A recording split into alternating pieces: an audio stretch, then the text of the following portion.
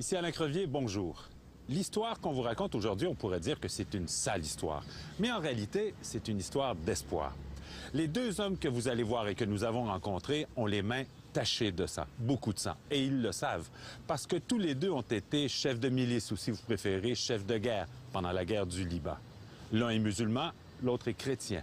Et tous les deux se rendent compte aujourd'hui de l'ampleur de la catastrophe à laquelle ils ont participé. Voici donc leur confession.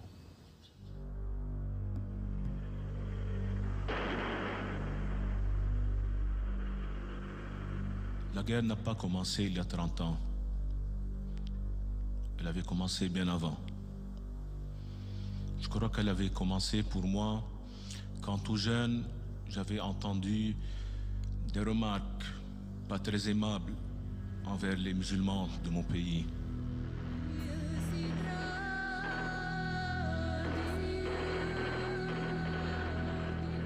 En avril 1975, des affrontements entre chrétiens et palestiniens plongent le Liban dans une guerre civile qui va faire 150 000 morts en 15 ans. Assad Chaftari est alors dans la jeune vingtaine. Sa vie bascule. En 1975, j'étais à ma 4e année universitaire. Je faisais le génie qui était de 5 ans.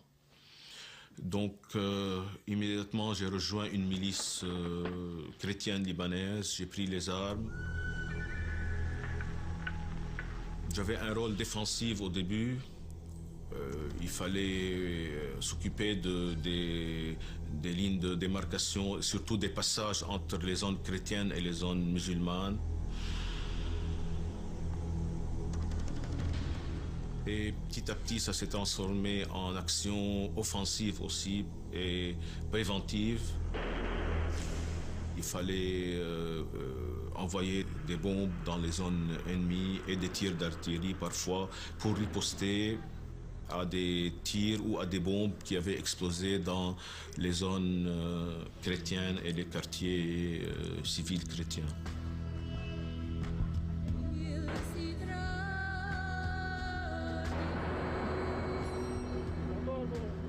Plus tard, je ne sentais plus rien. J'étais devenu une machine à tuer et que les choses devenaient automatiques pour moi, systématiques. J'ai passé au service de renseignement et de sécurité. Je donnais des ordres, j'étais responsable. Je donnais des ordres à d'autres de faire des actes horribles. Pour moi, le musulman et le palestinien avaient cessé d'être des êtres humains. J'avais perdu toute notion de la valeur humaine. Depuis 5 ans, Assad Chaftari confesse ce qu'il qualifie lui-même de crime de guerre sur toutes les tribunes où il est invité. Ça ne s'est pas fait facilement, ça ne s'est pas fait en 24 heures. C'est un long processus qui m'a pris facilement quelques bonnes années de ma vie. Le changement s'est fait petit à petit. C'était très timide au début. J'avais la conscience que j'avais été trop loin, aussi de mon christianisme et de ma foi. Ce soir, Assad Chaftari est à Montréal. Il est flanqué d'un ancien chef de milice musulmane, Mouhidine Chehab, le maire d'un quartier de Beyrouth. It was a very brutal and bloody war. C'était une guerre brutale et sanglante.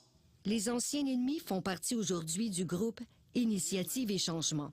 C'est un réseau international de personnes de toute confession qui croient que la réconciliation doit passer par la repentance. Alors les ennemis d'hier racontent inlassablement leur guerre en disant tout haut ce que bien des gens ne veulent pas entendre. Je crois que toute l'atmosphère était polluée par cette haine qu'on avait des autres, de nos ennemis. Et malheureusement, lors d'une confession, un des prêtres d'alors, qui était très motivé chrétiennement, m'avait même donné l'absoute en avance pour les crimes que je commettrais. Il m'a donné même l'absoute pour un certain nombre de musulmans que je pouvais tuer. C'est horrible, je sais. Je ne sais pas si vous allez décider de retransmettre ça ou non, je le laisse à votre discrétion, mais c'est rien que pour essayer de décrire un peu l'atmosphère dans laquelle on vivait.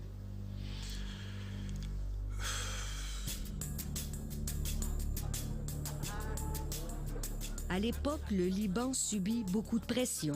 Situé au cœur d'une région troublée, coincé entre les visées expansionnistes de la Syrie et les menaces de représailles d'Israël.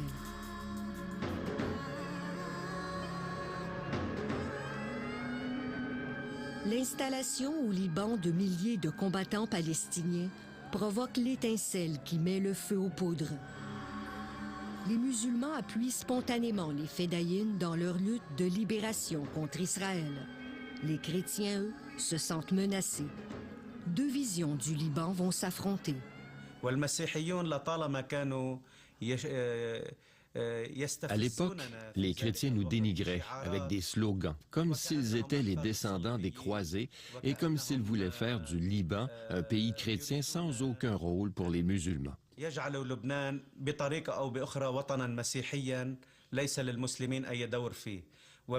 Et donc, je sentais lorsque je combattais les chrétiens et les Israéliens que je faisais mon devoir de combat, le djihad que m'impose ma religion. Et je ne me sentais absolument pas coupable parce que je considérais que ce que je faisais était le devoir de tout musulman dans sa lutte contre les Israéliens et leurs agents que nous considérions être, à l'époque, les chrétiens libanais. Mon identité libanaise, c'était aussi mon identité chrétienne. Je confondais les deux. Et je croyais bien faire au nom de tous les Libanais aussi. Et l'ennemi, c'était un traître. Alors, un traître pour le Liban, un traître pour la cause chrétienne, pour l'unité du Liban, un traître parce que ce musulman et ce Palestinien en face voulaient faire du Liban une seconde patrie des Palestiniens. Je menais une cause sacrée.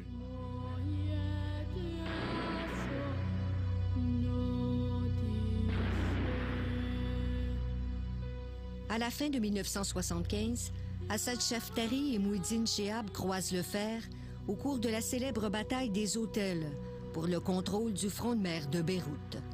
Les combats sont acharnés et sauvages. À un moment donné, Mouhidine sera témoin d'une scène qu'il n'oubliera jamais. Cette scène est celle d'un vieil homme musulman, kidnappé à l'époque par des phalangistes dans cette zone.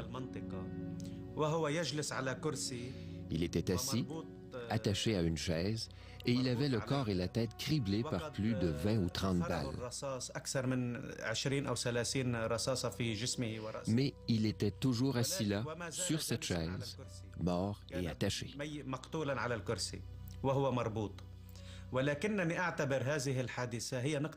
Je considère ce moment comme un point tournant dans ma vie parce que c'est la première fois que je me posais des questions sur l'être humain, sur l'existence, sur la religion et son rapport à l'homme, et sur ce que nous faisions et ce que faisait l'autre clan, le pourquoi de tout cela. Je me demandais s'il n'y avait pas une manière d'éviter que ces choses n'arrivent.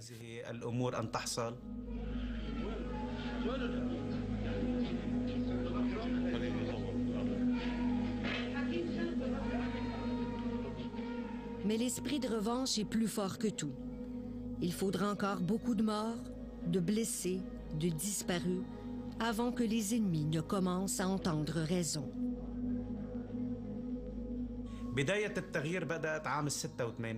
Ma période de changement commença en 1986, surtout lorsque les milices musulmanes commencèrent à se battre entre elles dans les quartiers musulmans de Beyrouth. Il m'a paru alors que tout ce que nous faisions n'était que lutte pour le pouvoir et que les principes pour lesquels nous nous battions s'étaient perdus dans la frivolité de la convoitise, de la puissance, de l'argent et de l'autorité. Et cela par les dirigeants qui guidaient le pays vers des directions malsaines.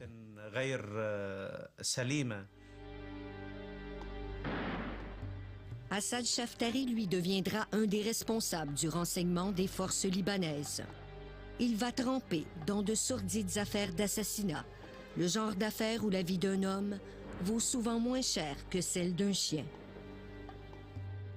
La crise morale, la crise de conscience, elle est venue quand? Oh, bien trop tard, malheureusement. Je crois qu'elle est venue juste dans les dernières années de la guerre au Liban, où j'avais dû subir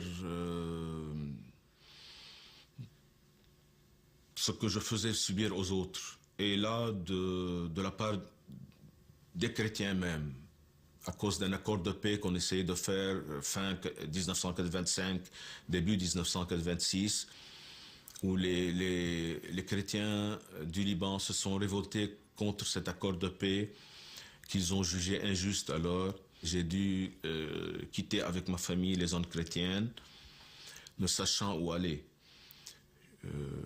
Mon fils avait 6 mois, on est sorti sans bagages, sans rien du tout.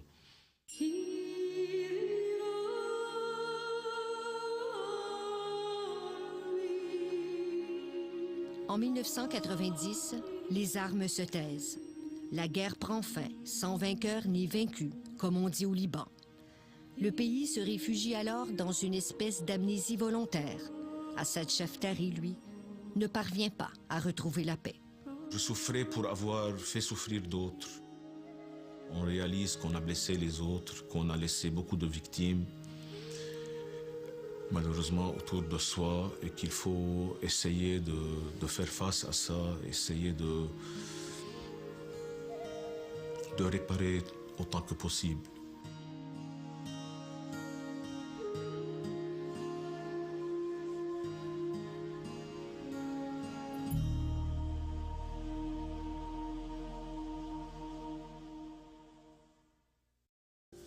L'histoire l'a maintes fois démontré, on ne sort pas indemne de la guerre. Surtout pas, évidemment, quand on a tué des innocents. 15 ans après la fin du conflit au Liban, les 2 chefs de guerre que vous avez vus dans la première partie de notre émission ont traversé une profonde crise de conscience qui ne pouvait faire qu'une chose, les mener à demander publiquement pardon. Après la guerre, on s'empresse d'effacer les traces du conflit meurtrier. Le pays décrète une amnistie générale. Il n'y a aucune enquête, aucune commission de réconciliation. On a toujours eu cette politique un peu orientale, peut-être, que le passé est passé, qu'il ne fallait plus en parler et qu'il ne fallait pas réveiller ce monstre. En l'an 2000, Assad Chaftari vient briser un tabou. Il fait publier dans un quotidien libanais un acte de repentance qui sera repris dans plusieurs journaux au Liban et ailleurs dans le monde. Mon âme était vraiment très lourde et était porteuse de péché. Et qu'il fallait que je fasse un acte où j'exprimais vraiment l'horreur de ce que j'avais fait. Et où il fallait que je demande pardon aux autres, à mes victimes, à ceux qui m'avaient survécu, parce que plusieurs ne m'avaient pas survécu. Écouter ce que Dieu voulait, c'était facile. Mais est-ce que je voulais vraiment faire ce que Dieu me demandait de faire? Parfois, je me cachais de ce silence. Je m'éloignais. Il fallait que je sois là dans le monde, à écouter du bruit, de la musique, la radio, la télé, n'importe quoi. Mais surtout pas ce silence qui me demandait de faire beaucoup de choses que je me croyais alors incapable de faire. Mais dans l'assistance, il y a beaucoup de Montréalais d'origine libanaise dont la mémoire reste blessée. Qu'est-ce que vous avez fait pour les familles des victimes au Liban, autre que de demander le pardon? Qu'est-ce que vous avez fait exactement? Demander un pardon, c'est très simple, mais on a commis un crime à la fin. Ça coûtait la vie des personnes chères à nous autres. Moi, j'ai déjà dit en public que j'étais prêt à me soumettre à la justice libanaise. Je n'ai pas de problème. Ce n'est pas la justice libanaise qui m'inquiète, c'est la justice divine qui m'inquiète.